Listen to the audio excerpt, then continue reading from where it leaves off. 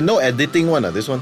One shot. I'll just go with the flow, man. Okay. Yeah, I'm rolling right now already, camera. I might edit some parts out of there. It's super free flow. Okay. And it's like really DIY, low budget. That's what I love, So man. I say no budget. No budget. It's worse than low budget. It's no budget. Do you know? One man show. Do you know my friend Bot? B-O-T. Bot. Bot. Okay. Bot Hong. He has a studio in Cheras. He calls it Mo Studios. Mo. M-O, just Mo Studios. So he said, Mo music, Mo something, Mo budget. He said, when you have Mo budget, you come over. It's the exact opposite of Mo. If you have Mo budget, you come to my studio. but isn't it in like English American slang, Mo means more? Exactly. Mo music, yeah, that's more lah. But Mo budget? Mo budget. Damn funny lah, that guy. I mean that's one of the challenges that we face lah, in the budget, yeah. in the industry lah. Yep. Yeah. So headphones are there for you. If you're solely uncomfortable, it's fine. But usually we put on headphones on. It's more for self-monitoring lah. You want to keep this about a fist away from your mouth. You can adjust the thing and pull it closer and nearer to you as well lah. Yeah. Can be a little closer if you want it to have like the radio announcer. Yeah, you want to have the radio announcer voice. Then you can go a little closer. Okay. All right, man. Okay. All right. Firstly, do you hear a little distortion on my voice? No. Not you, right? Not over here, no. Okay. Then I probably suspect that my headphone could be a little wonky. Oh. Okay. Never mind. There's another pair over there. No. There's another pair. Let me just try that out. Because when you talk, do you hear any like buzzing? 1, 2, 3. No. All right. No, Okay. it's good. Sometimes could be, the headphone driver due to age Right. might have gotten worn out. I don't like to wear this one for a long time because this one's a little tight. Oh, okay. Because it's for, you want the seal and isolation. Audio Technica. Dude, recently I went to Germany. I found these headphones that are so good. Oh. It's called Ultra Zone. S-O-N-E. S-O-N-E, yes. You heard of it? I've heard of it before. I saw the maker himself. Hey. Oh, yeah, it's clean. Okay. So I met the guy himself, the guy who established the company. He gave us a tour, and then I bought the in-ear monitors. It's only 300 euros. Euros, okay. For in-ear monitors. Yeah. Performance grade, yeah. How two many- drivers. Yes. Two drivers. Yeah, 2 drivers. It's crystal clear. Everything. I can hear everything. Nice. I use it regularly on Broadway now. It's Wow. really, really good. Very, really good. Yeah. Yeah. Cool. And then I tried their cheapest pair of headphones. He said you can use it as studio monitor. Very, very good also. Yeah. It's only 100 something euros. Euros, right? Yeah. Yeah. It's That's really good. very reasonable because even like M50s, which are like the standard in the studio, it also costs about $100 plus, $100+ Yeah. Yeah. Yeah. And some are even more expensive. Right. Fair Dynamics and all that. Sennheisers could be a little bit pricier as well. Yeah. And Nice. it did a lot of very good research about how does the ear work and everything. So the what do you call the cushion? Pull this a little closer to you. The cushion is very nice. And then the direction of the, what do you call it? The sound comes like this instead of Directly, because that's actually how our ears. exactly. Our ears actually face forward. And then up here also he has a little thing like that on top of our skull. Okay. So he said sometimes actually the fatigue comes from there a lot. He found it.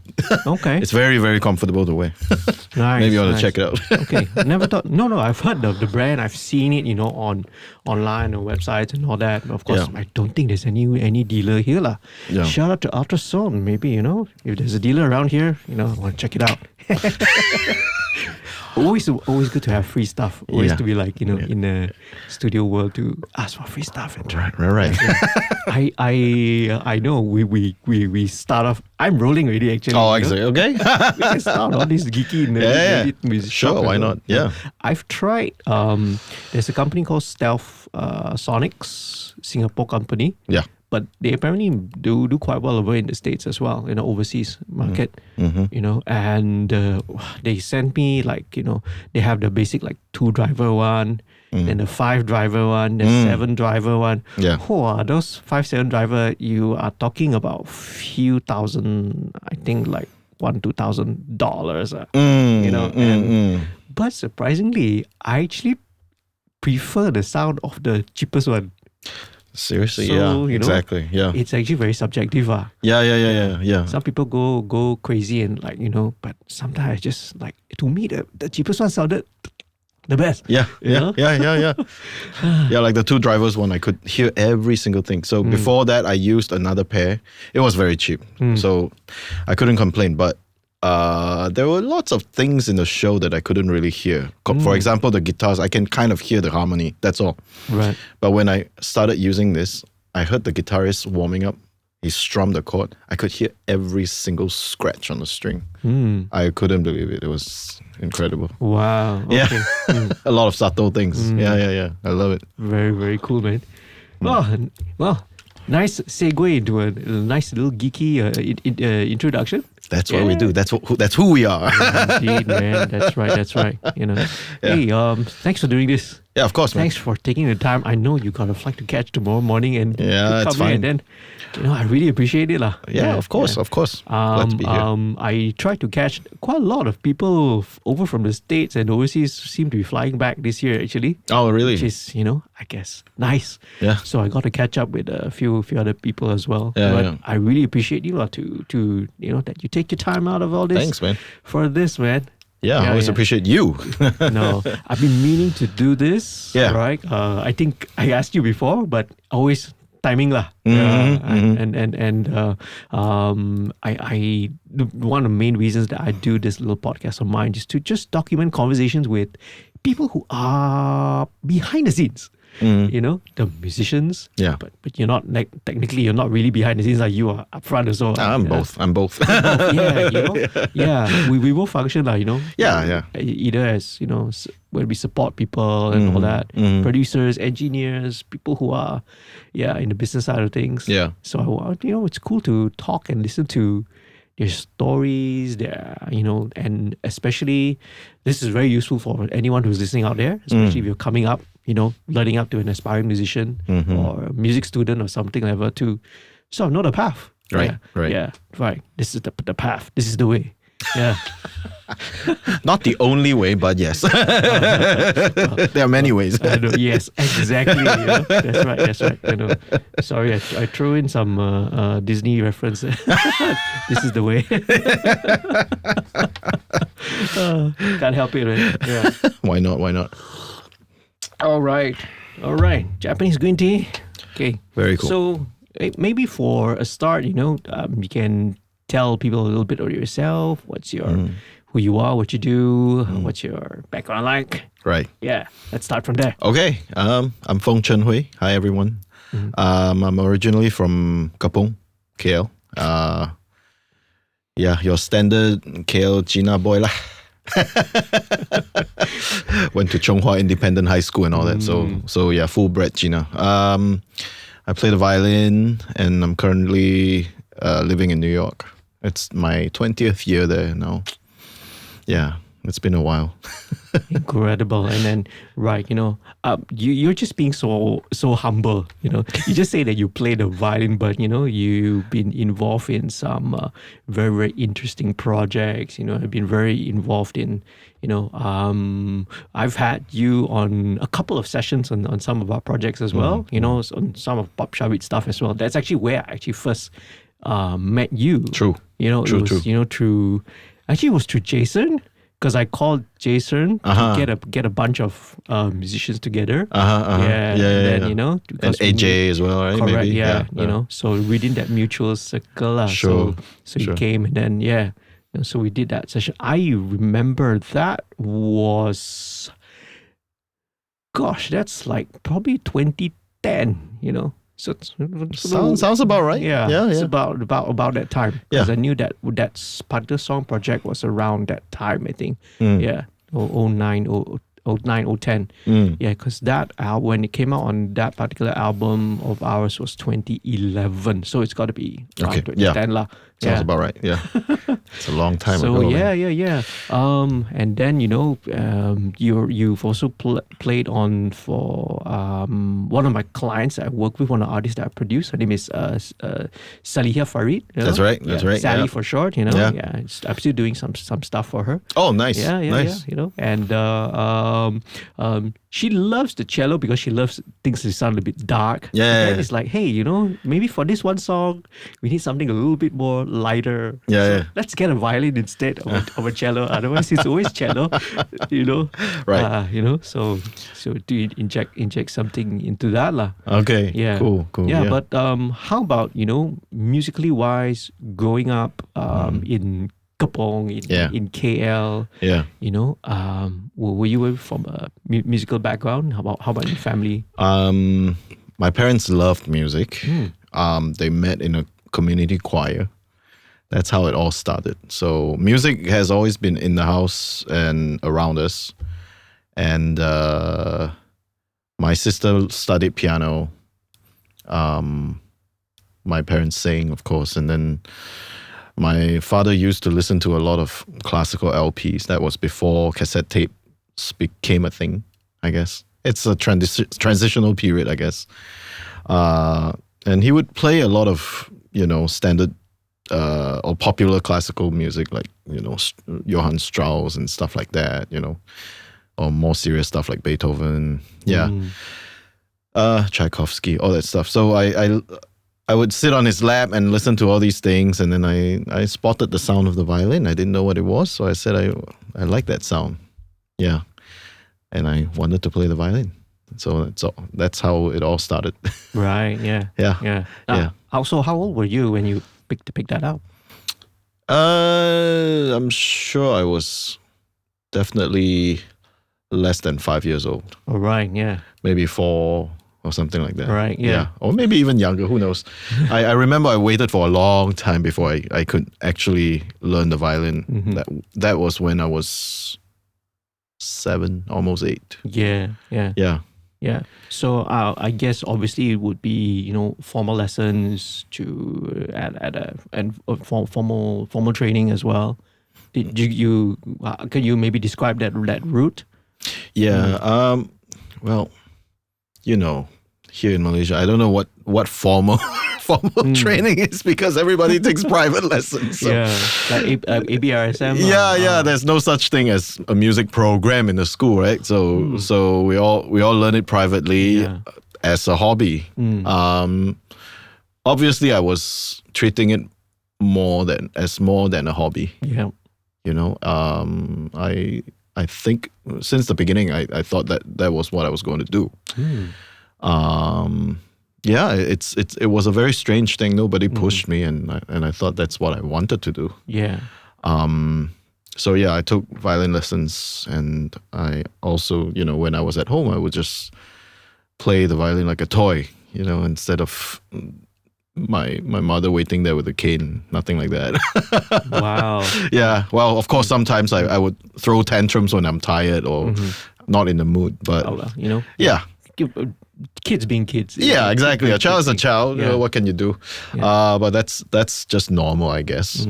So that's how I started, and that's.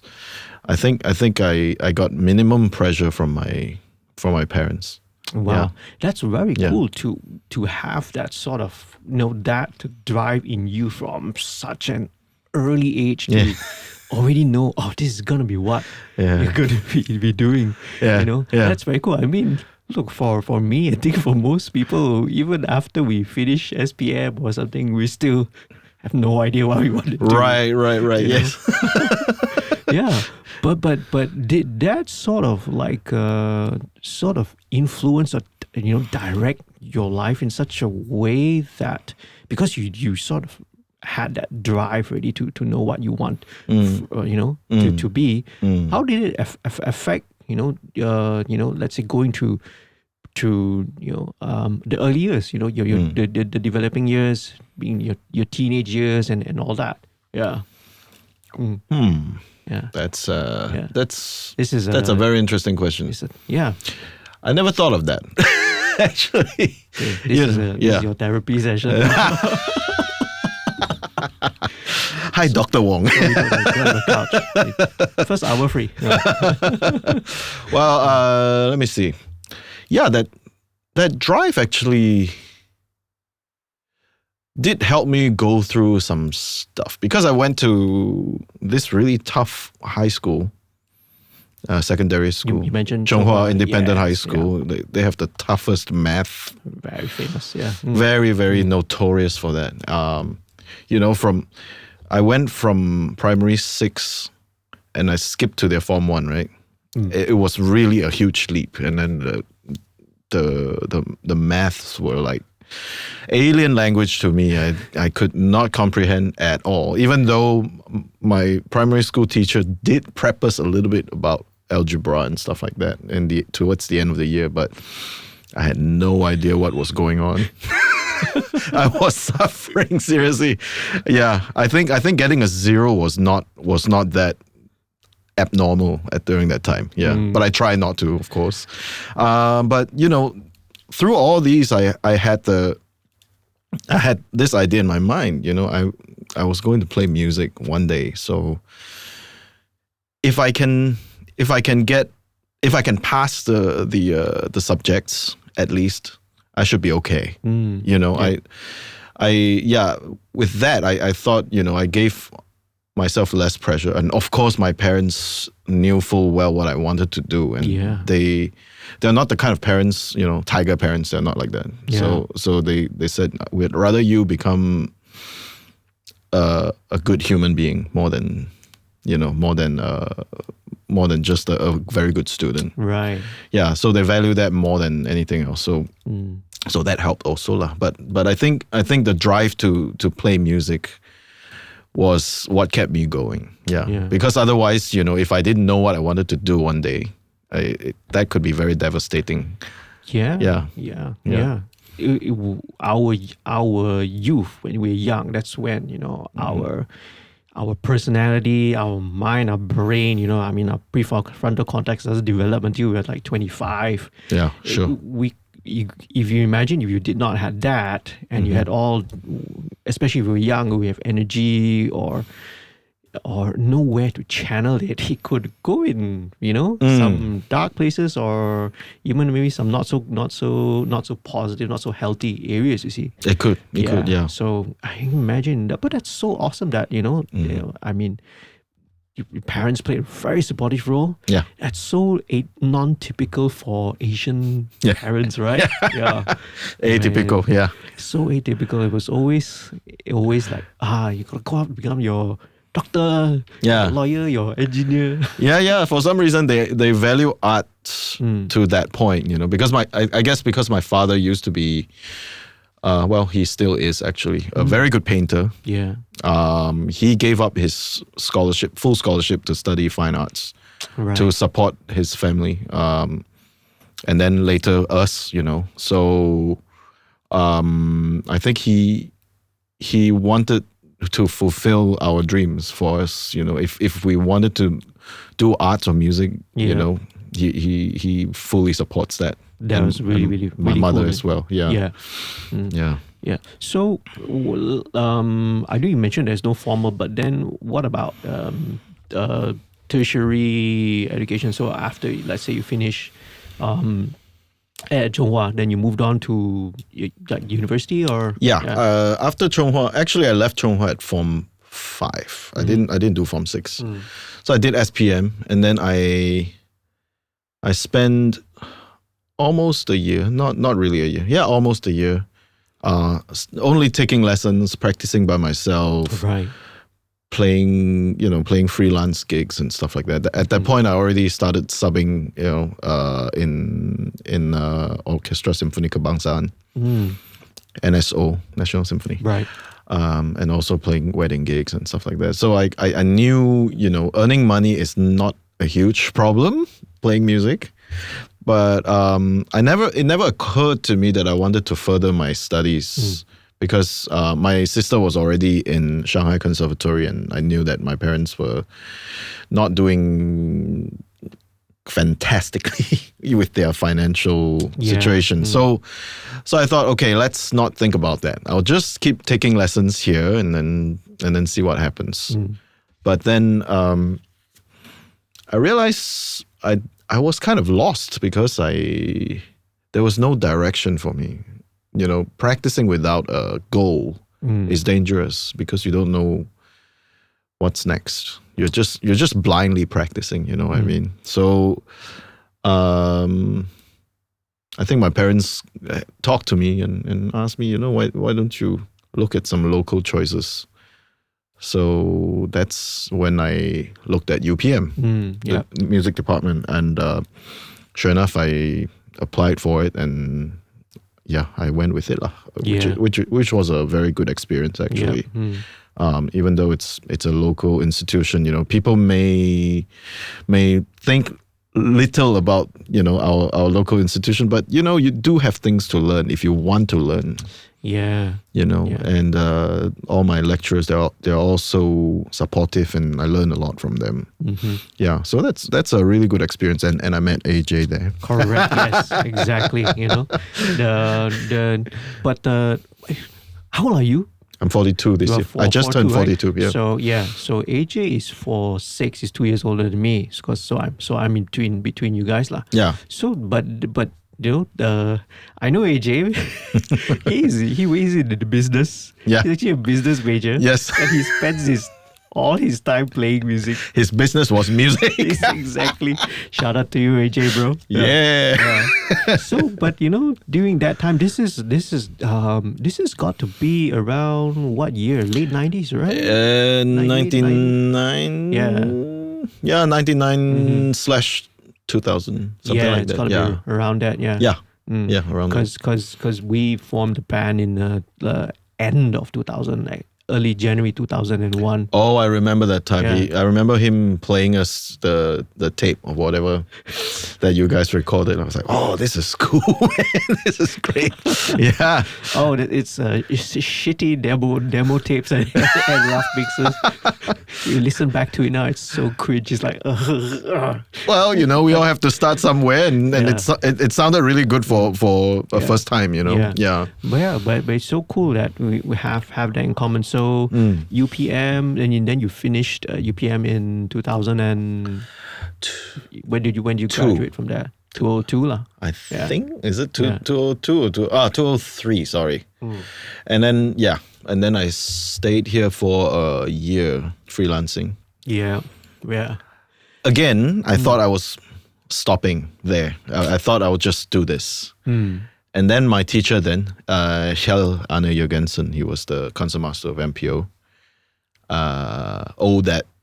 Owe a lot to that man, actually. Right. Yeah. So he was like, "You're not going to stay here." Nope. He said, "You have to leave the country and learn more. If you stay here, you're done." Right. So he said, go to Professor Daniel Phillips in New York City, enroll in his school, which is Queen's College. That's where he was teaching. He still is, actually. He still does teach there. It's the cheapest school in New York City. So so I did it.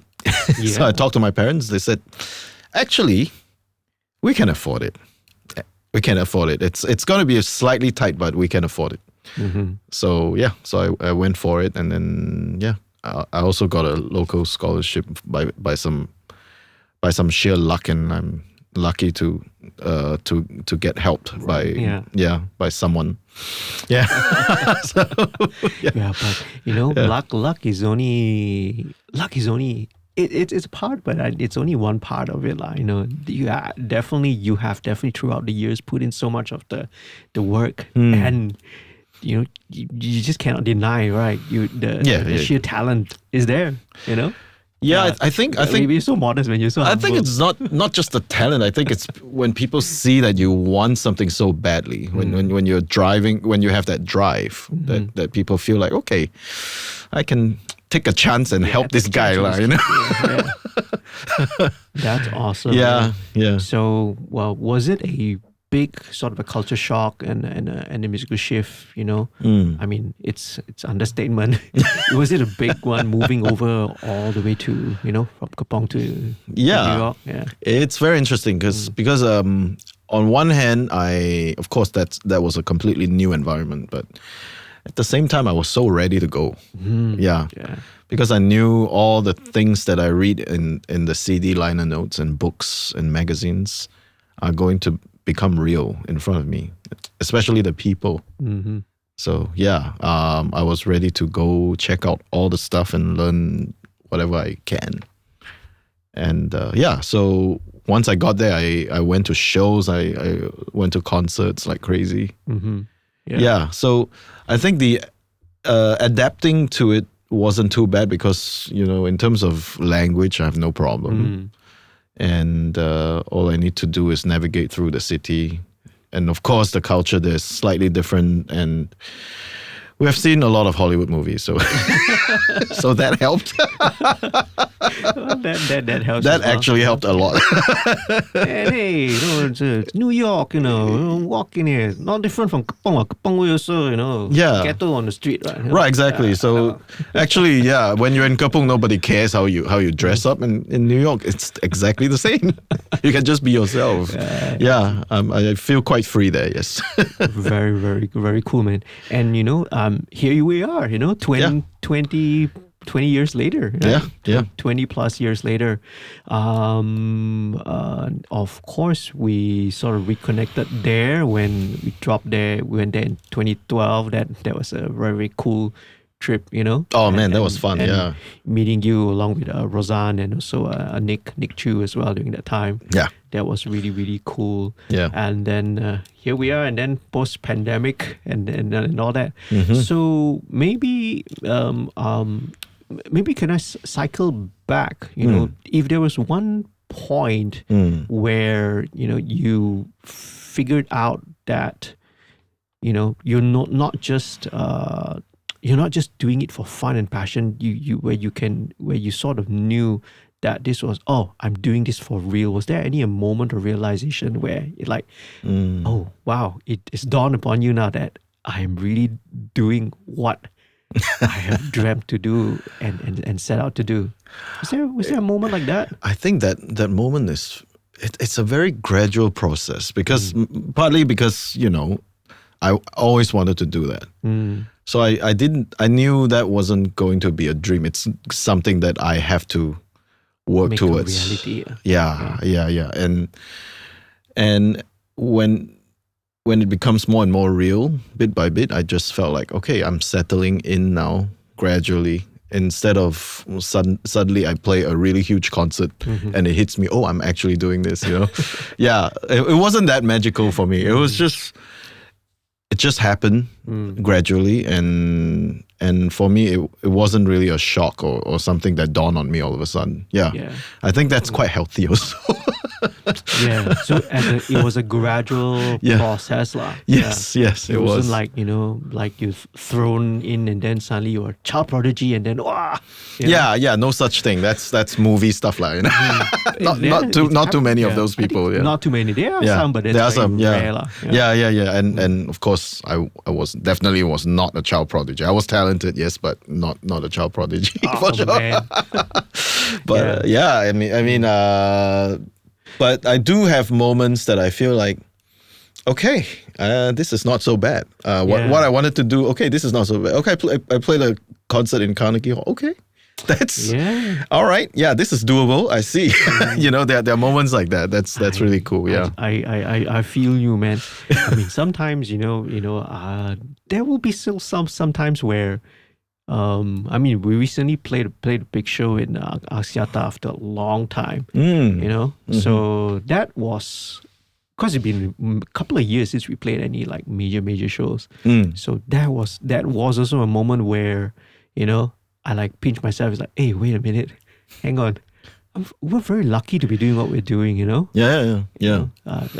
Like you and I, maybe different things, totally different scenes, but that sort of same drive and same passion that we had when we was young, right? Has led us to where we are today. Yeah, it's true. Actually, now that I think back your question, there was this one moment that I feel like I felt like I'm actually okay if I step out of the country. That was in 2002. Yeah. When I was still in UPM, I got accepted to an orchestra academy in Japan called the Pacific Music Festival. I believe I was the 4th Malaysian to get in. I got to meet a lot of young musicians like I was, from all around the world. Yeah. Literally all the continents, we all gather together and play. And then I realized, okay, I can hang, quote unquote, hang. Yeah. Okay. That actually gave me a lot of confidence. Right. Before that, being Malaysian, right? You just feel like, maybe the Masalahs are better lah. I don't know lah. It's their culture and everything. But when I got there, I realized, okay, there are so many people from all around the world, and we're all doing the same thing. Yeah. There's a reason that we all got picked to be in this same room to rehearse and perform together. Nice. Yeah. So that was.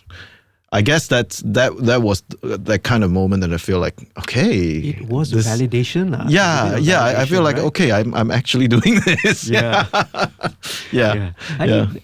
Being creative people, the thing is that's something we always try to seek. I don't know about you. I still struggle with it from time to time. Still, and a lot of like even creative people I talk to, even though they may be doing it for many years, right? They still feel like, am I good enough? Oh, bro, I hear that from a lot of people that I admire and see as giants. They all have stuff, something like this, and then, of course, we're all people. I realize we're all people. Yeah. We're complex people. We have our strengths. We have our weaknesses. We have our flaws as well. That makes it beautiful. Man. Absolutely. Yeah. Very, very, very cool. Yeah. So maybe I want to sort of segue a little bit into maybe some of the cooler stuff in some of the projects that you've been working with. I'll play some stuff as well so that we can listen to as well. Yeah. One of the things, but before I do that, one of the things which I found that you that I really, really admire about you, right, is that your sort of ability to sort of adapt into all these different musical styles. Because, like I said, I come from a totally different world, more towards the rock and the pop world. Yeah. Right, and the musical stuff that we do, and then sometimes, I mean, in my career also as an engineer producer, sometimes projects we do need strings lah. So I've worked with a wide range of like string players, mostly local, of course, but different levels of experience. Some also very experienced.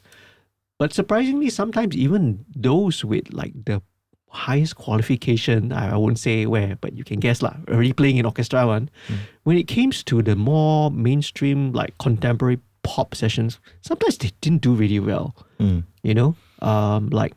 terms of maybe like how to lock into a groove, into a particular sort of a rhythm, that degree of tightness that's required.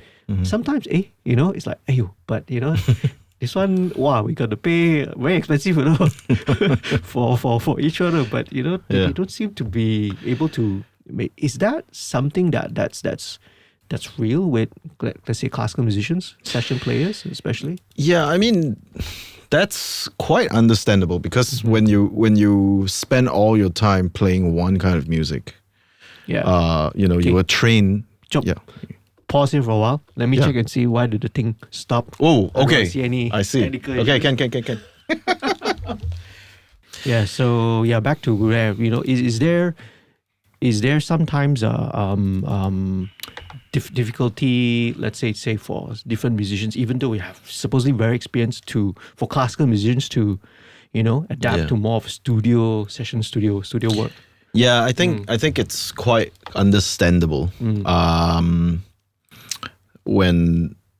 When a person who was trained in a certain style for a long time, specifically in a certain style for a very, very long time, when you throw them into a completely different musical situation, it could be difficult because they don't. For example, when you talk about time feel, they don't perceive time the same way as we do. They play a lot of rubato. They sway around the time, but that's the beauty of that kind of music. Yeah. And whereas in the pop or rock or some types of click track. Yeah, exactly. In a lot of situations, you use click tracks, and you have to be tight. You have to be clean within the time feel. Time feel was never the forte of classical training. I have to say, unfortunately. So, yes, that is quite a problem. But my work right now, as a multi-genre musician, is to help young classical players. Sometimes I give workshops with Sirius Quartet in conservatories to help them understand what time is, what groove is, because that's the biggest issue, I think, right? In the pop session, when you feel like something is not tight, it's usually the time. Yeah. Yeah. So that's very, very, very normal. Yeah. Yeah. And I mean, if you're playing in a quartet and all that, you are sort of looking at each other for your own timing internally. You have that. If you're playing in an orchestra or a big ensemble, you're relying on your conductor. For the time and all that. Yeah, and the type of music that you play, even the conductor is beating time. You come in after the beat. Right. Yeah. It's always after. Right? Yeah. The more people you have, the bigger the delay is. Yes. It's just natural. It's just how it is.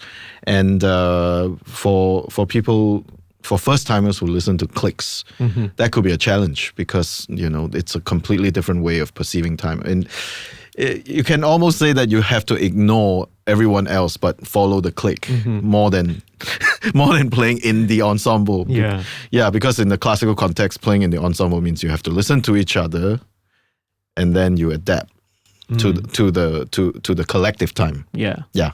So in a studio session, it's a completely different thing. Yeah. It's a different environment. Yeah. Yeah, very different. So I think that's the issue lah. And of course, when it comes to different styles, there are different feels. It's just like having a rock drummer playing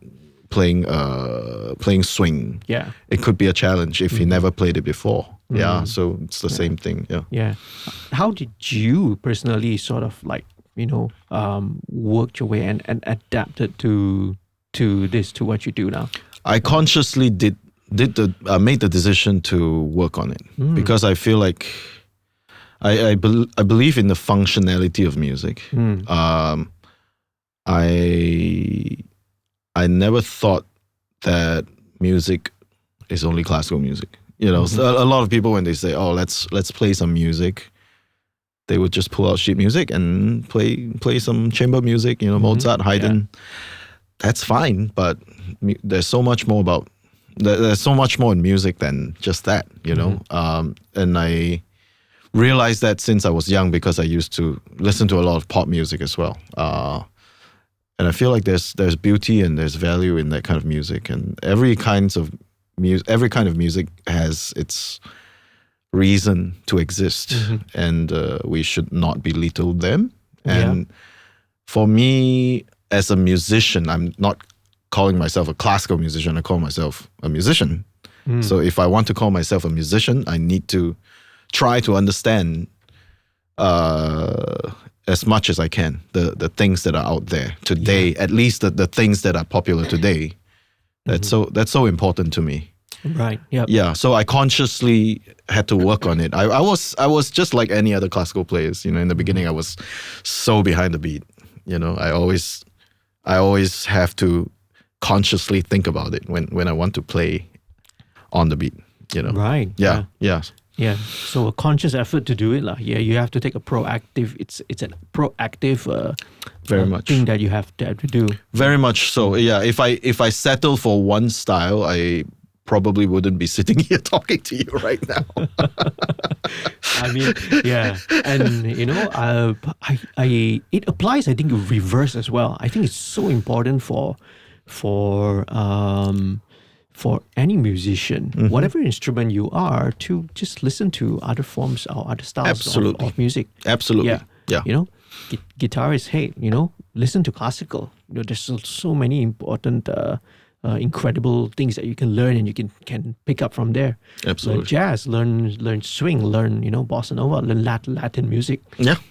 It's such a shame to just pigeonhole yourself to just one thing. Yeah. It's such a rich vocabulary that we humans have. Yeah. Why just Yeah, especially in this day and age, you have technology, you can just reach so many things within one click. Yep. It's why not just listen and explore and understand how those music work. Yeah. Right. So now that leads me to probably the next segment I want to talk about is some of your very, very cool projects that you've been involved in. Yeah. I know you were involved with your quartet, right? Mm-hmm. It's called the Sirius Quartet. Yeah. Right. SIRIUS, not the not the adjective, the noun. Okay. Yes. Right. Yeah. And then you also shared to me the project called Seven Sons. It's another string quartet. It's another quartet as well. Yeah. Different members and all that, right? Yeah. Completely different. Yeah. But maybe you can tell a little bit more. When did we start with Sirius? So when did it start? How did it came about? Yeah. Sirius Quartet celebrated its 30th anniversary last year. Obviously, I wasn't old enough to join them when it first started. So they accepted me as a member when it was my 4th year in New York. It was 2008. I was already graduated. And the former cellist, Mike Block, he brought me into the quartet. Yeah, and I've been together with them since. Yeah. This year we're going to throw a concert. I know it's a year late, but we're going to throw a 30th anniversary concert. Right. Yeah. Yeah. So it's been that long, and it has morphed into different things, and finally into this form. I think this musical direction right now, we mix genres, and we mix written music and improvisation all together. So we function more as a band than as a traditional string quartet. Right. Yeah. So this formation, I mean this musical direction started about 18 years ago, maybe. Yeah. It's been quite long. Yeah. Right. Yeah. How would you describe when you say, when you function more like a band, does it involve like even in the composition stage as well? Absolutely. Do you compose it as a, so how do like the pieces, how does the material like materialize? Yeah. That's a great question, because we can write a through composed piece like a traditional classical way, but we often just bring in ideas like a lead sheet. It could be a lead sheet. It could be a few fragments, and then we could just play around it.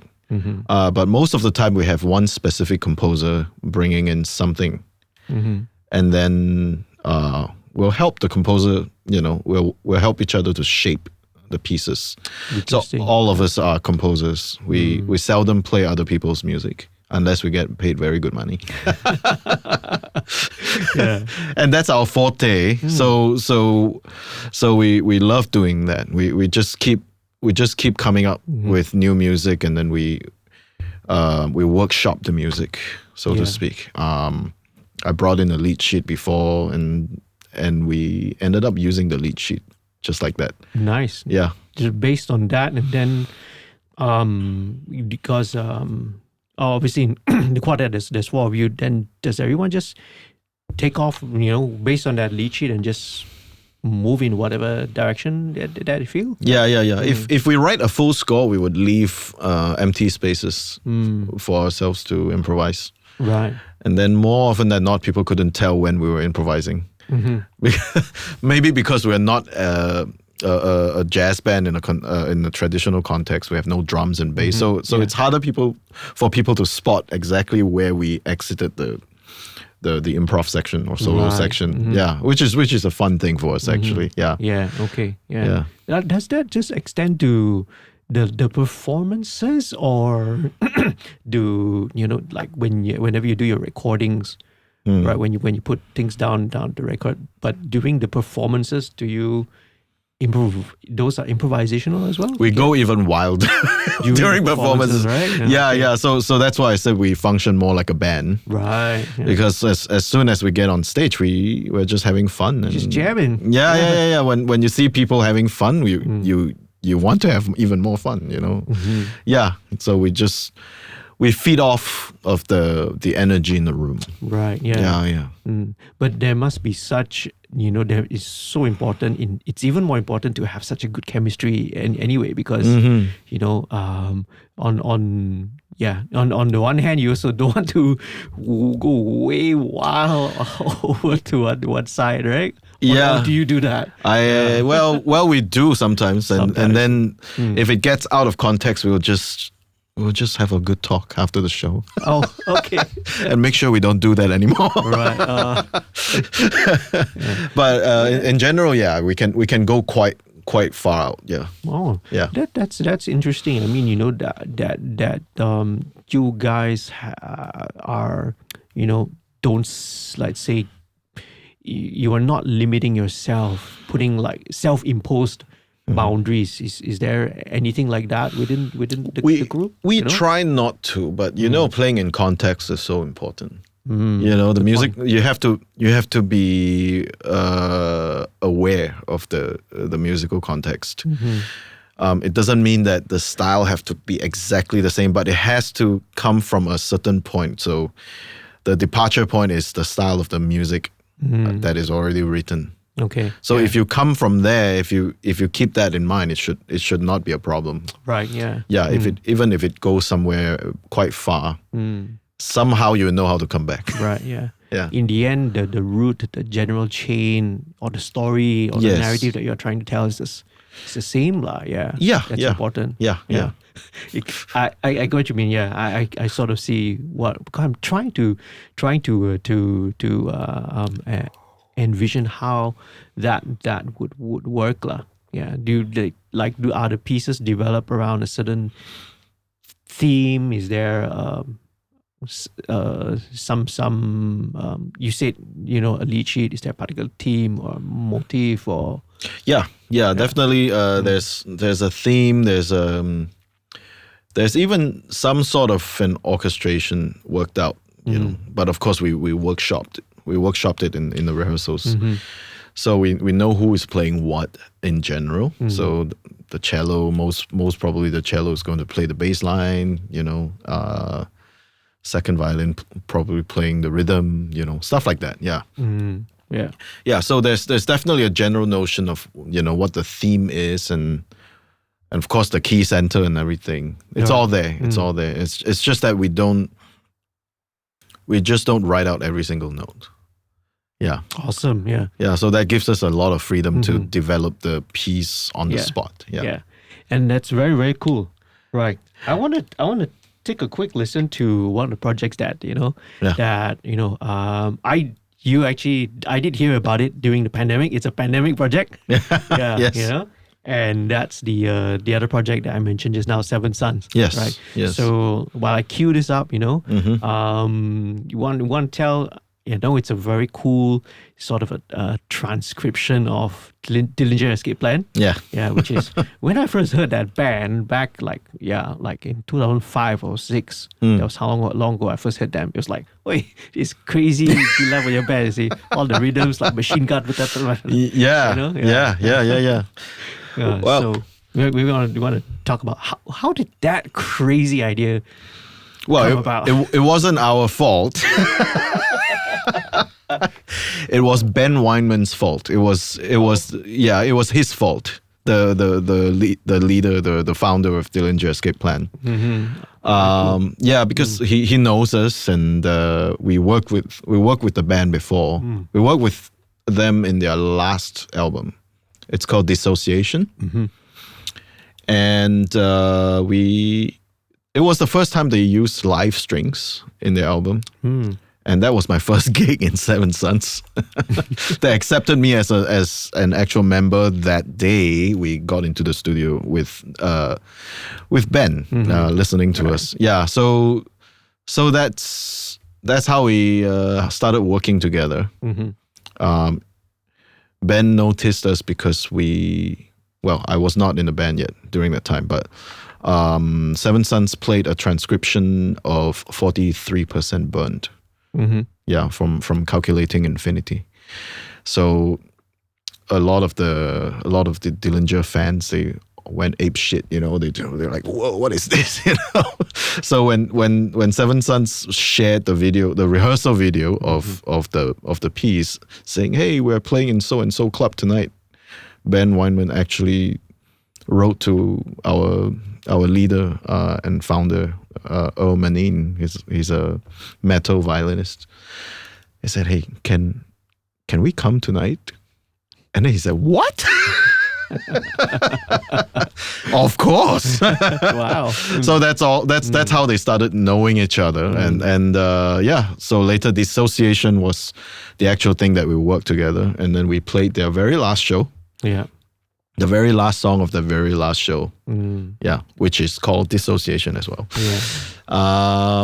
So we thought that was done, right? Dillinger retired as a band, and then suddenly during the pandemic, Ben just called up Earl and said, hey man, it's the pandemic, and I'm trying to find something to do. That's a lot of people. It's like, I got nothing to do. Exactly. He's like, it's going to be the anniversary of that album. One of Us Is the Killer. It's going to be how many? I think 20th anniversary of something. So he said, can you guys do a full cover of that album? And of course, Earl being Earl, a huge metalhead, he said. He was thinking hard, and then he talked to us, but you could tell he wanted to do it. Just trying to sell you on the project. Yeah. But at the same time, he knew it's going to be very, very, very difficult. Yeah. So it's the pandemic. Why not? So we just did it. Yeah, we spent a lot of time, painstakingly. Well, he spent a lot of time painstakingly transcribe the music and try to put it into string quartet context.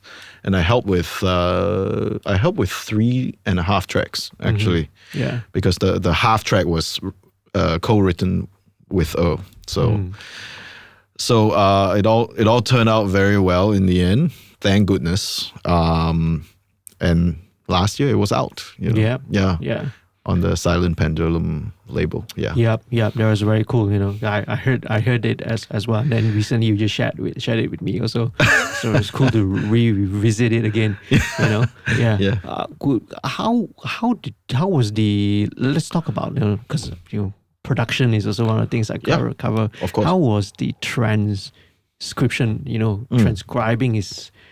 Such a big thing. That's why I never went and took that major. I never went to the what we call the arranging major in there, because I didn't want to do all that stuff. Yeah, you have to really like to do it. Yeah, transcribing. Yeah. So your question was how do you actually how did we Were do? any challenges lah? Yeah. My God, the challenges are everywhere. From the first note down to the last note. First of all, the rhythm, as you mentioned, Dillinger Escape. Yeah. Yeah, it's Dillinger Escape Plan, and they don't notate music. They play everything by their memory, by memory, and also their way of logical thinking, which is not necessarily working for everyone, especially with traditional notation. When you have to write it down on a piece of paper, you can only write down the approximation of what is actually going on in the music. Right. And then you have to adapt it into a string quartet so that it makes sense. After that, you have to think about the orchestration. So you don't have drums, you don't have an electric bass, you don't have two guitars or something like that. You don't have a vocalist. So how are you going to make that happen in a traditional string quartet? So that's a major challenge. Yeah. So of course we quickly realized that we cannot make each instrument play one role. It's going to sound so dull, because the cello cannot just play the bass. Otherwise, it would just sound very boring after 30 seconds. So, so we have to transfer different parts to different players in the quartet. So that there's a lot of thinking involved in that. Of course, lots of revisions, lots and lots of revisions. We would bring in an arrangement, and then we would start playing it, and then after 20 seconds we'd just stop. We'll be saying, hey man, this is not working. This notation looks like rubbish. You have to redo it again, and it doesn't sound good. Or sometimes he would stop it himself and say, yeah, this is bad. I have to go home and rewrite. So lots and lots of rewrites. Yeah. I myself, I chose the easiest 3 tracks to do. So, And then understanding, I mean, this was during 2020.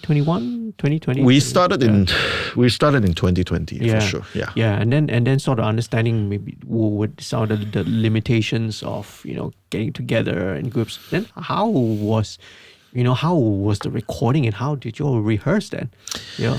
Well, we did rehearse face to face. Okay. So one thing you need to know is the MCO here is way more stricter than the US one. I do.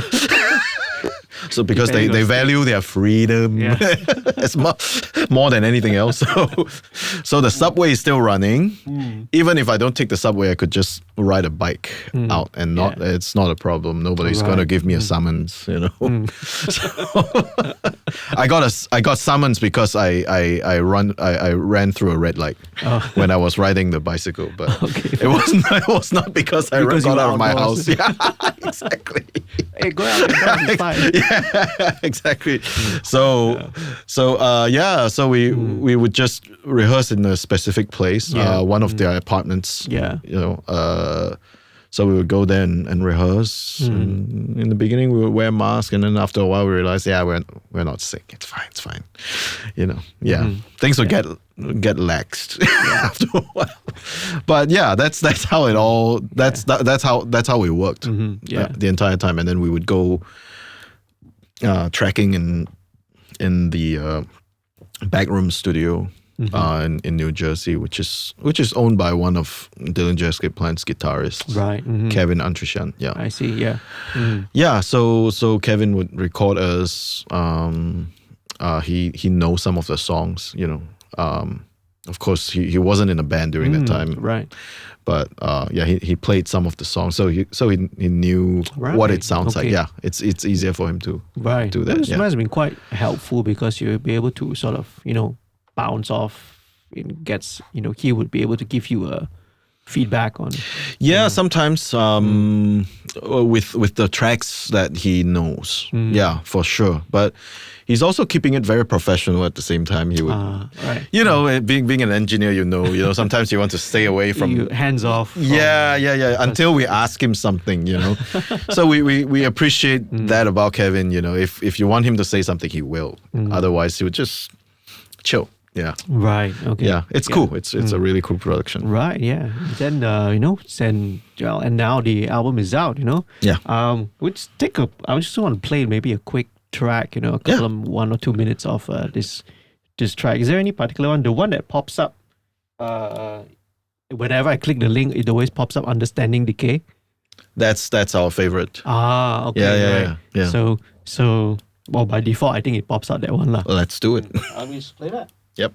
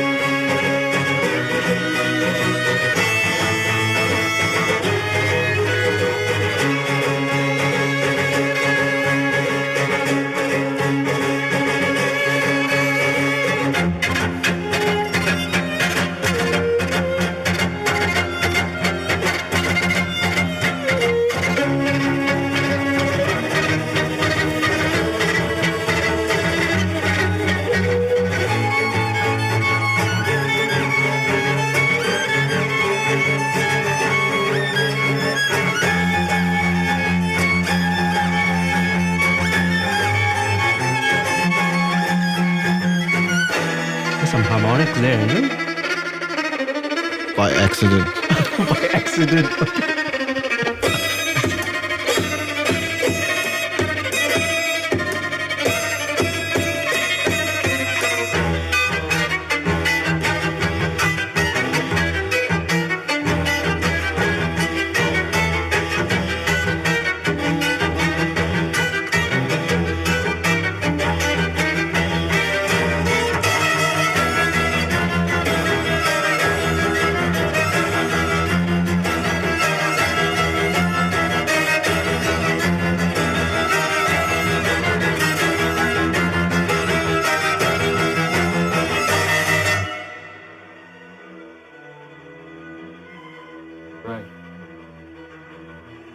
I'll stop it there. Okay, sure. That's beautifully dirty. Or it's dirtily beautiful. I don't even know which one it is. I mean, that was so cool, man. Thanks, because I mean, I do a lot of stuff, so it's so interesting to me to always sort of hear, how left of field music, out there. And this is super awesome. That's just a little taste, right? People can check out the album lah. I'll put a link later. Yeah. In the video below as well. That's great. Where to get it. It's a Bandcamp site, right? Yeah. Yeah. But I mean, when I listen to that, I listen to the music. But on the other side, I'm also very curious to hear about some of the more technical stuff. Like, how did you all record that? It's like, was it like to a click? Is there a click track? Then no clicks. No click. Absolutely no clicks. Right. Any guides? How is that possible? A guide track or click track or man? I don't even know, man. I think we just we rehearse a lot. Right. We rehearse a lot, and then of course, when we rehearse, we would put on the metronome, aka click track. Yeah. To rehearse. Mm-hmm. But as a string quartet, if you have click tracks, you'll feel very confining.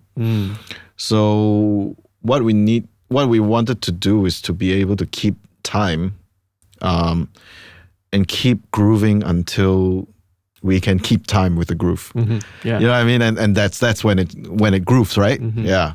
So that was the goal, and I think that's it all came together in the end. You know, of course this is not the first time we played this kind of music. Yeah. This is the kind of music that we play as a quartet. Right. Yeah. Yeah. I think that's how it is. We just keep working. Referring to the metronome, and of course when we record, when we stop, we cannot play the whole thing through during recording. As soon as we stop, and when we retake, we have to refer to the metronome as well.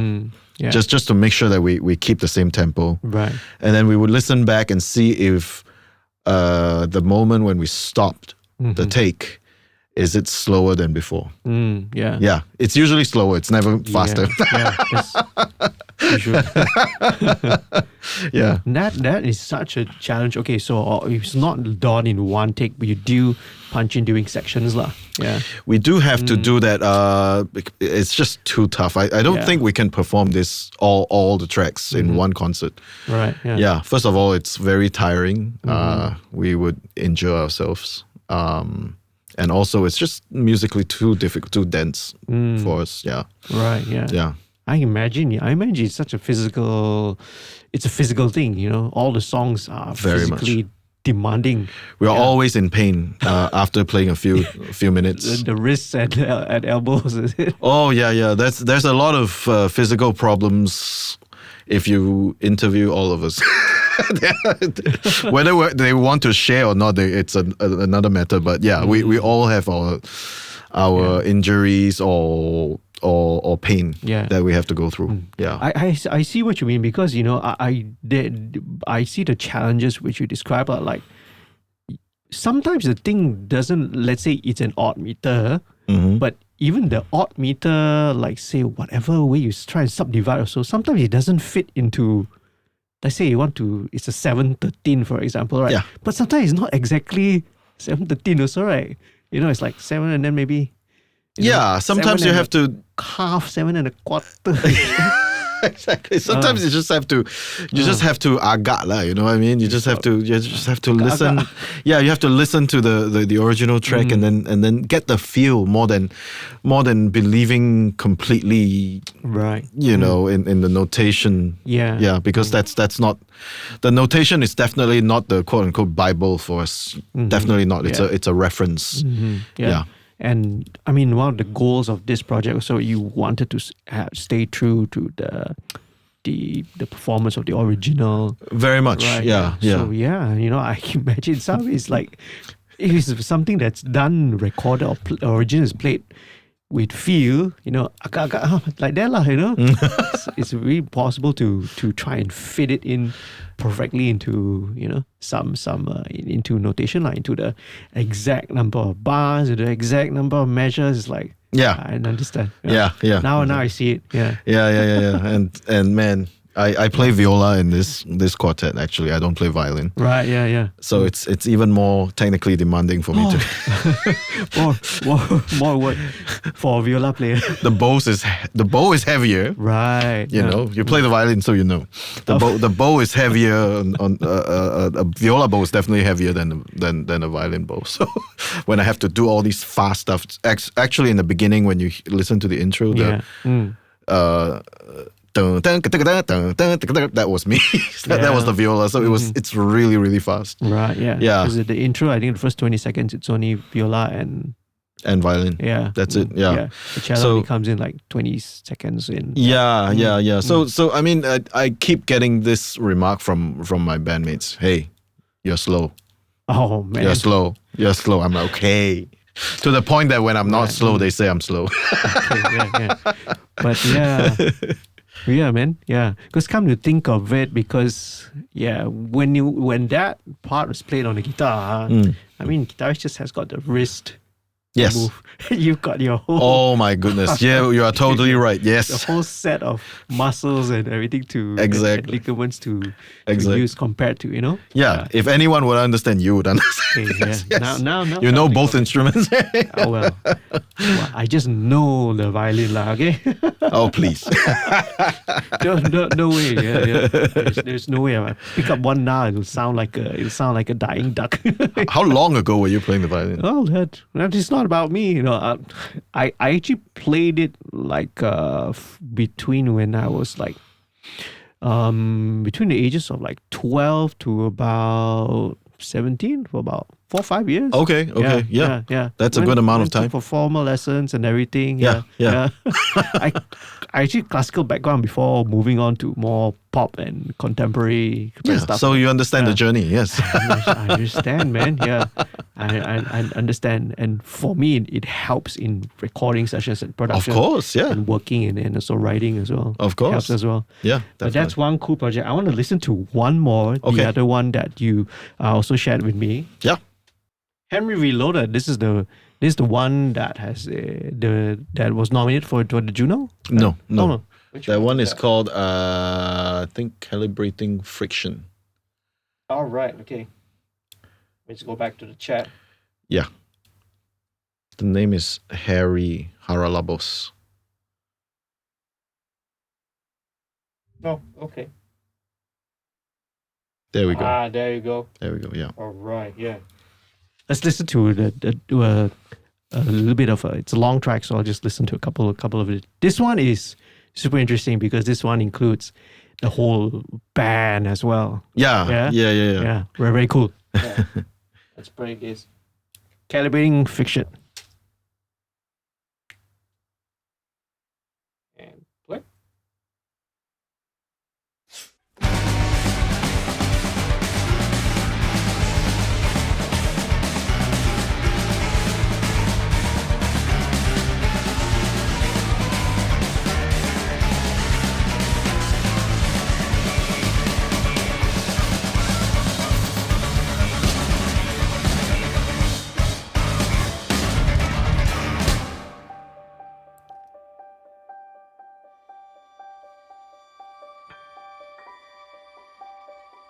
This is real harmonics. Actual intentional harmonics.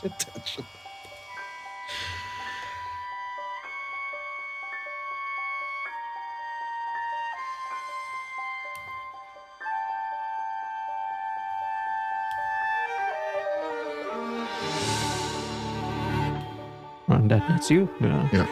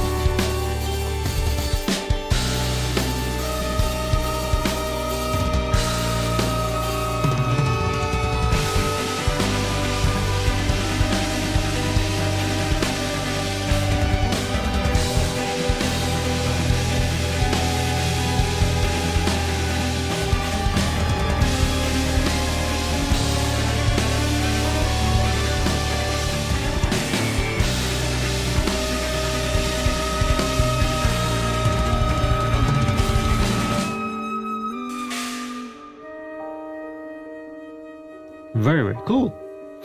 Thank you. Right. So this project, want to talk a little bit more about this one? Yeah. Yeah. Your involvement in it. I've known Harry Haralabos for a while, for quite a few years. Actually, I met him pre-pandemic, that's for sure. And then we've been talking about wanting to work together because he knew that, I'm from Seven Sons, and he thought it would be cool if we could do something together, but it never came to fruition because of, how busy everybody is.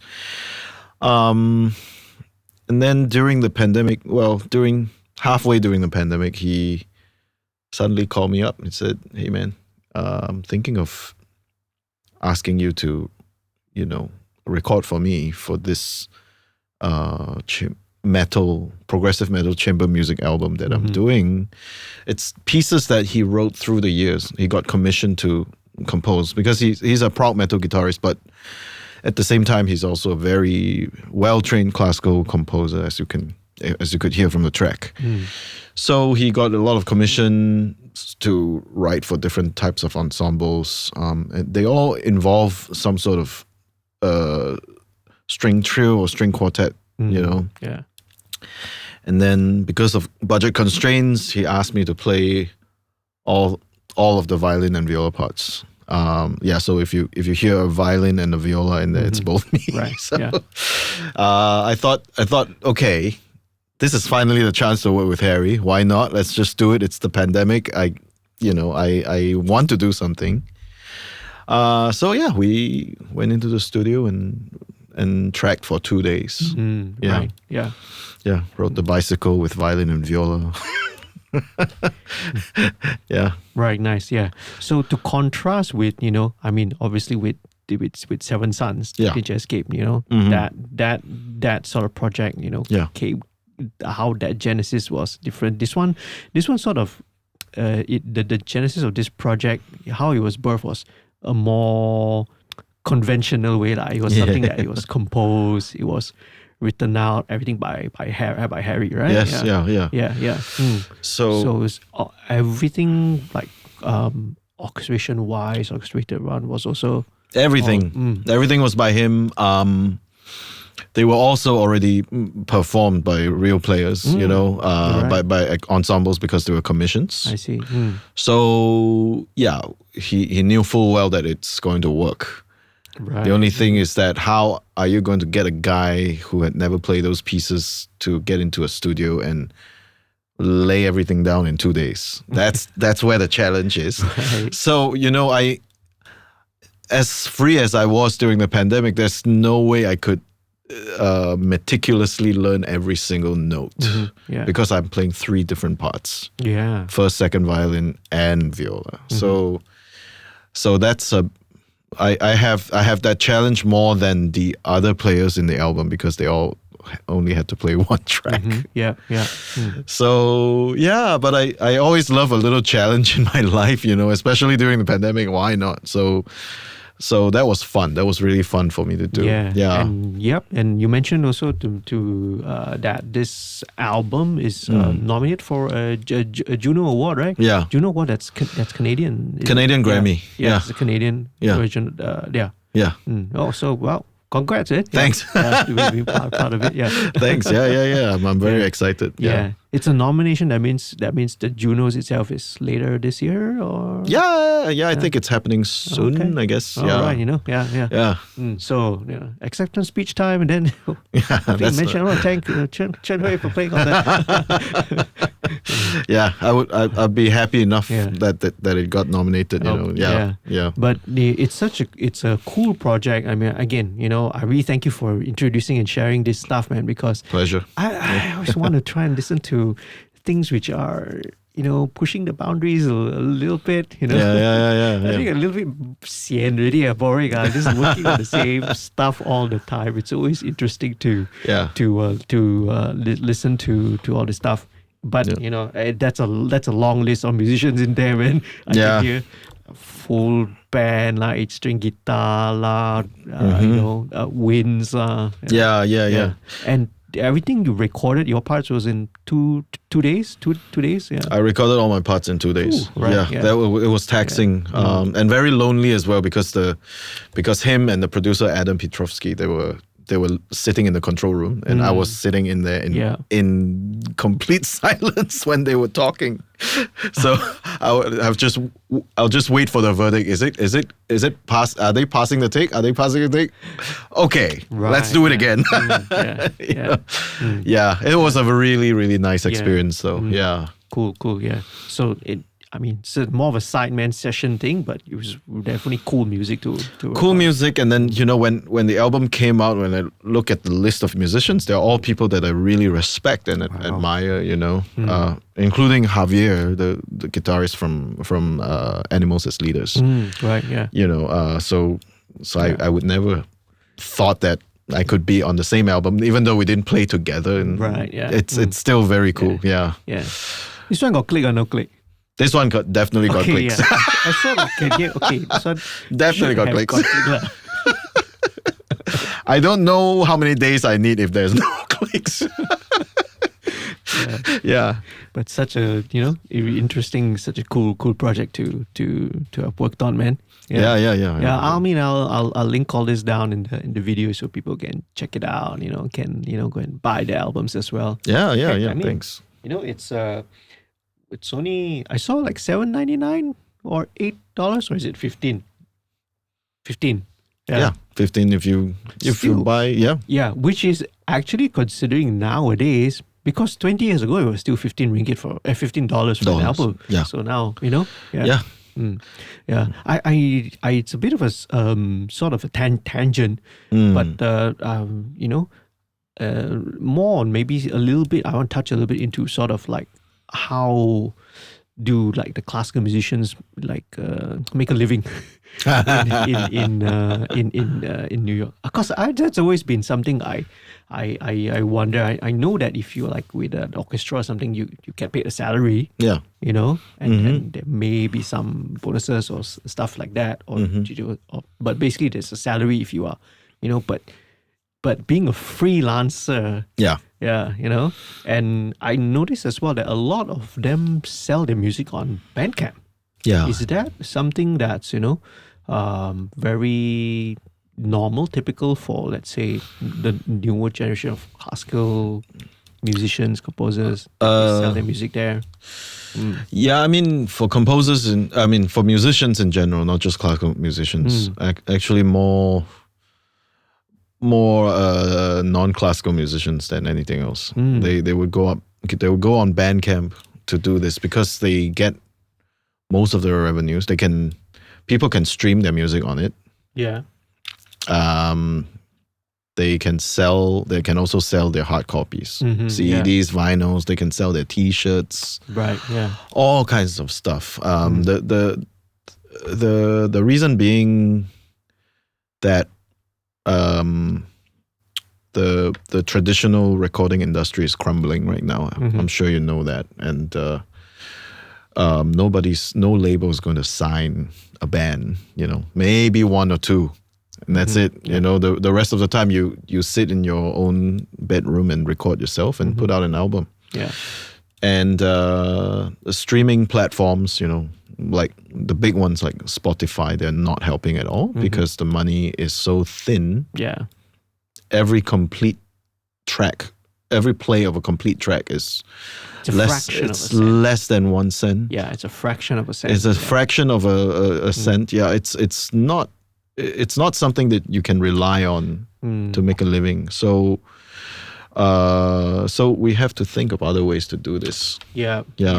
Obviously all, the quartet, Seven Sons, Harry, I would suppose, they could fall under the category of like being independent because you're not under any majors. But because, you're exactly right. The streaming platforms, they mainly benefit the majors. Yes. We already have their big existing catalogs and their mega stars, which are, ensure that amount of income. But but it makes sense because, I think locally, I don't see enough of our local independent musicians taking advantage of Bandcamp that much. They still think that I want to get on can rely on Spotify and all that. Yeah. But it makes total sense. It's really smart. If you can sell your album for one copy of your album here for, let's say, $10, $15 or something like that. Yeah. That's already equivalent to many thousands and thousands of streams just by selling one here. Yeah. It's absolutely true. So I would encourage people to, if you're a creative musician, if you create your own music, if you want to put your music out there, please do not rely on Spotify. Yeah. They definitely should consider more of that. I should see more, at least here locally Yeah. But I can tell you one thing, locally, what they want to do, they just want to be on TikTok. It's like, it's so annoying for musicians that I work with. When they come into the studio, they come with their phones. And hello guys, live on TikTok right now. It's like, dude, man, it's the most annoying thing. I guess it's a way to attract some attention, but in the end of the day, it's the work itself that really gets you your audience. Yeah. That's I mean, even some people are even arguing for, let's say, not even wanting to spend money on a music video nowadays. You say that don't spend so much money on a music video, spend it on your TikTok marketing. Because apparently you can deliver the amount of results. But I don't know. I don't know. I still feel that, you got to, focus on your actual album, your record, your release, and have a music video and all that lah. Yeah. I would say, my philosophy is, if you have respect for yourself and your work, people will respect you more. Yeah. If you, it's not really about the money. Okay, you can make something without money, but with quality. Yeah. If you don't even think about the quality, when people look at you, maybe they would listen to you once or twice, and then after a while they just lost interest in you, and the work is not durable. It doesn't sustain for a long time, because people can tell when something is well produced, is put in front of them, they realize, okay, I should go for this one instead, So at least think of the quality. I know money is hard to come by these days, but think of the quality, please. All right, yeah. Very cool, yeah. Let's sort of almost wrap. We're near to the end. Yeah. Let me see how we can wrap this up. So, what's next? Is there anything interesting that you're working on right now that we should maybe people can sort of pay attention to, or things that might come out soon in the future? Actually, I am in the middle of post-production of my own album. It's a free improvisation album, so it might be kind of out for some people, but I think it's very new for me. It's something that I've never put out before. It's a chordless trio, as in there's a drum, there's a bass, and I play the viola or violin, depending on which track, and we just freely improvise. The band is called Fungal Bloom. I'm sure if you play Magic, the game, the trading card, you know what that is. Okay, I see. Yeah. But I took the name because of fungal, because it sounds like my family name, Fung. There's no specific meaning for it. Yeah. That's a nice play on the word. Yeah. So very cool. Yeah. Very cool. So I'm doing that. When do you expect? When can we expect that to be? Man, I don't even know, man. I'm taking my time right now. So I don't even know if I will produce physical albums. I don't know yet. I may, but I would really want to take my time mixing it and make it sound good. Yeah. So hopefully this year, sometime this year. And also Sirius Quartet is finishing an album right now. We have a new member. We have a new violist. His name is Sanjay Jayaram. a very good fit to the quartet, and then he right away wrote a bunch of music. So it's going to be very exciting because this is the first time all 4 members put in compositions into an album. Right. Yeah. Yeah. So I have two tracks, and we're trying something new. We're trying to be more spiritual when it comes to the context. Yeah. So, yeah, the album will be called Incantations. Right. We don't have a label yet. We're still shopping for a label, but we're still mixing as well. But it's going to come out. I'm pretty sure it's going to come out around September or October, latest November. Yeah. Right. Yeah. Yeah. Around fall. Yeah. Fall. That'll be very exactly. cool. Yeah. Fall coming out fall 2012. Well, something to check out as well. Yeah. It's a little bit cliche, I know, right? But to sort of wrap up and sum up, my last question would be like, well, what's a good piece of advice for any musician coming up now in this day and age, 2024? Yeah. Oh, I think I just gave that advice before, like a few minutes ago. Once again, people, the quality is important. Please think of the quality.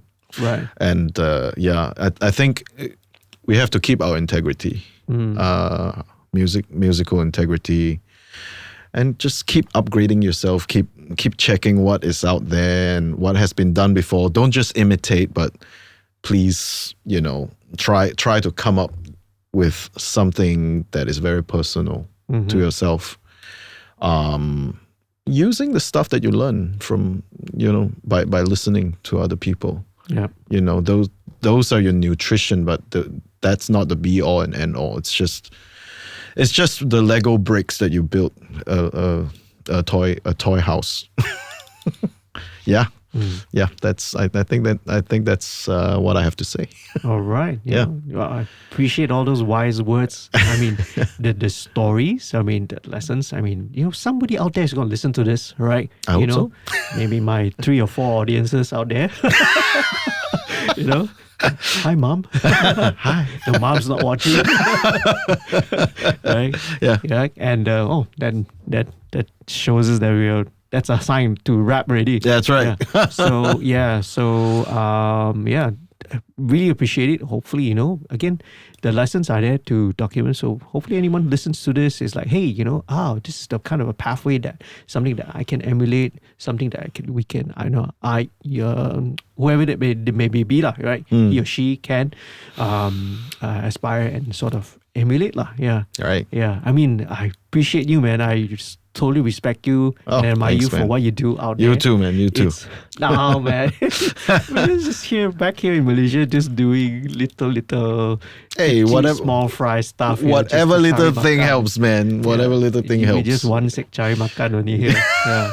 We're all the same. We all need to one sec. Yeah. Thank you once again for taking your time back here. Thanks for having me. And by the time this comes out, you'll be back. Back in NYC already. Have a good trip. Thank you. Thanks, everyone. Okay. All right. Thanks. And all right. Bye-bye, folks. Bye. Bye-bye.